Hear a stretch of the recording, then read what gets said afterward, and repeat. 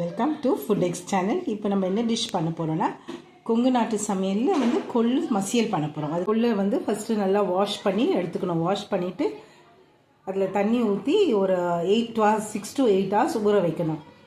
ஊறின பிறகு அதில் உப்பு போட்டு வச்சிடணும். 1/2 ஸ்பூன் டர்மரிக் போட்டிருக்கேன்.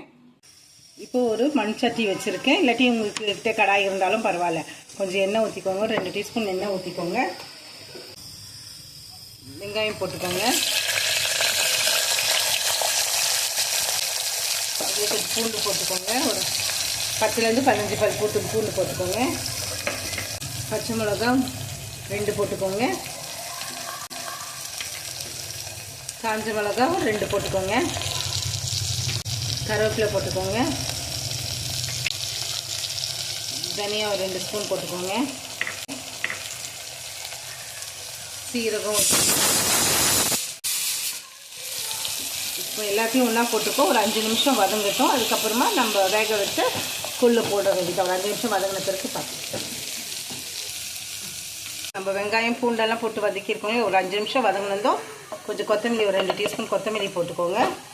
கொஞ்சம் பெருங்காயம் போட்டுக்கோங்க. ஒரு 1/4 ஸ்பூன்லேருந்து 1/2 ஸ்பூன் பெருங்காயம் போட்டுக்கோங்க. ஒரு 2 நிமிஷம் நல்லா வதக்கிட்டு அதுக்கப்புறமா இப்போ நம்ம இதெல்லாம் நல்லா வதங்கிடுச்சு. இப்போ வேக வச்ச கொள்ளு போடுறோம். இது நல்லா ஆற விட்டுட்டு ஒரு கொதி வந்தால் போதும். நல்லா ஆற விட்டுட்டு மிக்சியில் இல்லாட்டி ஆட்டுக்கல் இருக்கவங்க ஆட்டுக்கல்லில் போட்டு அரைச்சிக்கோங்க. நல்லா மசியல் ஆற அளவுக்கு கொஞ்சம் சாஃப்டாக அரைச்சிக்கோங்க. மிக்சி ஜாரில் போட்டு அரைச்சிக்கோங்க. இதை மிக்சியில் போட்டு அரைச்சிக்கோங்க. ஆட்டாங்கல் இருக்கவங்க ஆட்டுக்கல்லையும் அரைச்சிக்கலாம்.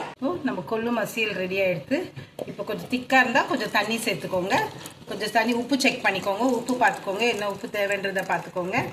பார்த்துட்டு இது ரொம்ப தண்ணியெல்லாம் இருக்கக்கூடாது. திக்காக தான் இருக்கணும் மசியல். இது சாதத்துலேயும் மிளஞ்சி சாப்பிட்டுக்கலாம். தொட்டுக்கவும் வச்சுக்கலாம். இப்போ நம்ம கொங்கு நாட்டு கொள்ளு மசியல் ரெடி ஆகிடுது.